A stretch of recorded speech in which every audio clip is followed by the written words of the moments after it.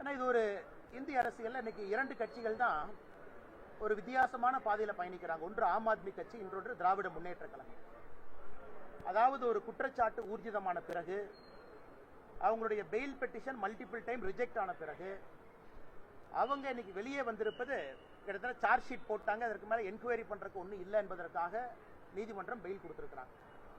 ஆனால் ஒரு நிரபராதியை கொண்டாடுவது போல நம்முடைய முதலமைச்சர் மு க ஸ்டாலின் அவர்கள் செந்தில் பாலாஜி அவர்களை கொண்டாடிட்டு இருக்கிறாங்க. இது ஆச்சரியம். இதே தான் ஆம் ஆத்மி கட்சியில் நடக்குது. இன்னைக்கு ஆம் ஆத்மி கட்சியினோட நிலைமையை நினைச்சு பாருங்க. அதனால் இது புதிது கிடையாது. ஊழலோடு மலிந்திருக்கக்கூடிய திராவிட முன்னேற்ற கழகம் இன்னைக்கு பெயில்ல வெளியே வந்திருக்கக்கூடிய ஒரு மனிதரை ஒரு காந்தியவதியாக கொண்டாடுவது புதிது கிடையாது. தமிழகத்திற்கு மக்கள் பார்த்துக்கிட்டு இருக்காங்கன்னா, மக்கள் இதை நல்லா உன்னிப்பா பார்க்கறாங்க. கிட்டத்தட்ட இந்த புதிய அமைச்சர்களுடைய அந்த பதவியேற்பு என்பது அவர்களுக்காகவே நிறுத்தி வைக்கப்பட்டதை போல முதலமைச்சர் இத்தனை நாளா காத்துக்கிட்டு இருந்தார். அதனால் இதை பற்றி நான் அதிகமாக பேசுவதை விட தமிழக மக்கள் அதெல்லாம் பார்க்கறாங்க. வருகின்ற காலத்தில் அவங்க பதிலடி கொடுப்பாங்க.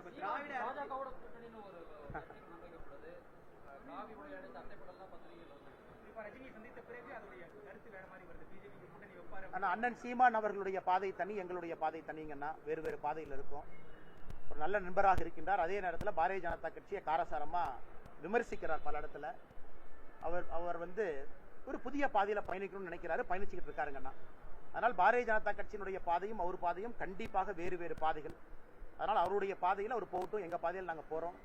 இன்னைக்கு தமிழக மக்களுக்கு நிறைய வாய்ப்பு கிடைச்சிருக்கு. மக்கள் எல்லாத்தையும் பார்த்து முடிவெடுப்பாங்க. 2026 மிக முக்கிய சரித்திர தேர்தலாக தமிழகத்தில் அமைய போகுது. காரணம், அண்ணன் சீமான் இருக்கிறாங்க, அண்ணன் விஜய் அவங்க இருக்கிறாங்க, பாரதிய ஜனதா கட்சி இருக்கு. இதற்கு முன்பு இருக்கக்கூடிய திராவிட கட்சிகள் ஆளுமையாக இருந்தவர்கள், ஆளுங்கட்சியாக இருக்கிறவங்க, எதிர்கட்சியாக இருக்கிறவங்க இருக்கிறாங்க. எங்களோடு கூட்டணியில் இருக்கக்கூடிய பெரிய கட்சிகள், பாட்டாளி மக்கள் கட்சியிலிருந்து அண்ணன் டிடிவி தினகரன்ல இருந்து எல்லோரும் எங்களோடு இருக்கிறாங்க. அதனால் 2026 ஒரு புதிய களமாக இருக்கும். பொறுத்திருந்து பார்ப்போம். நிறைய பாஜகலே கடந்த 3 மாசமா தொண்டர்களுக்கு உற்சாகம் இல்லைங்கிற மாதிரியான ஒரு சமுதாயத்திலேயோ சட்டமன்றத்திலேயும் நிறைய உங்கள் வருகைக்கு பிறகு அந்த மாற்றங்கள் இருக்கு இல்லைங்கண்ணா. அதாவது இந்த 3 மாதமாக பாரதிய ஜனதா கட்சியை பொறுத்தவரை வெளி வேலைகள் கொஞ்சம் குறைச்சிக்கிட்டு ஆர்கனைசேஷன் ஒர்க், அமைப்பு ரீதியான பணிகள் அதிகமாக செஞ்சுக்கிட்டு இருந்தாங்க. அதான் பார்ப்பதற்கு உங்களுக்கு அது மாதிரி தெரிஞ்சிருக்குங்கன்னா, அமைப்பு ரீதியாக ரொம்ப பலப்படுத்தியிருக்காங்க. நிறைய வேலைகள் நடந்திருக்கு. குறிப்பாக நம்முடைய மூத்த தலைவர்கள் எல்லோரும் முன்னின்று அமைப்பு ரீதியாக புதிய தொண்டர்கள் உற்சாகத்தோடு வரவேற்றிருக்காங்க. உண்மையை சொல்ல வேண்டும் என்றால், ஒரு கட்சியினுடைய நம்பர் நான் சொல்லக்கூடாதுங்கன்னா, பாரதிய ஜனதா கட்சி தமிழகத்தில் கடந்த 2010 இருந்து ஒரு 5 ஆண்டு காலமும் நம்மகிட்ட எவ்வளவு மெம்பர்ஷிப் இருப்பாங்க, அந்த ரேஷியோவில் நீங்க பாத்தீங்கன்னா இன்னைக்கு 8 மடங்கு வளர்ந்துருக்கு. இதற்கு முன்பு இருந்த மெம்பர்ஷிப் இன்னைக்கு 8 மடங்கு வளர்ந்துருக்கு. இப்ப நீங்களே கூட்டி கழிச்சு பாத்துக்கணும். அதிகாரப்பூர்வமாக இதெல்லாம் முடிந்த பிறகு நம்முடைய மத்திய தலைமை அதிகாரப்பூர்வமாக நம்பர் சொல்லுவாங்கன்னா 8 மடங்கு பாரதிய ஜனதா கட்சி வளர்ந்துருக்கு. இது வளர்ச்சி தானே.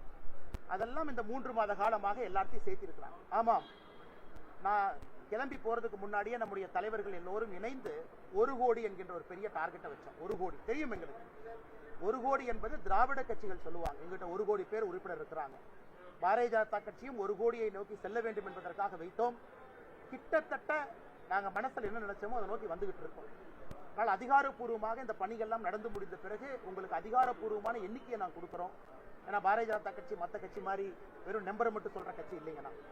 ப்ராப்பரா ஆர்கனைஸ்டா ஒரு மாவட்டத்திற்கு எவ்வளவு பேர், மிஸ்டு கால் எவ்வளவு பேர் வந்தாங்க, எத்தனை பேர் வெரிஃபைன்னு சொல்லுவோம்.